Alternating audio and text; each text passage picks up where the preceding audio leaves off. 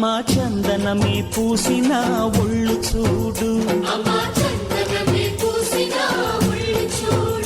అమ్మా పున్నమి పుట్టిల్లు ఆ కళ్ళు చూడు, అమ్మా ముక్కోటి మెరుపులా మోము చూడు, అమ్మమ్మ ముగ్గురమ్మల మూల పుటమ్మ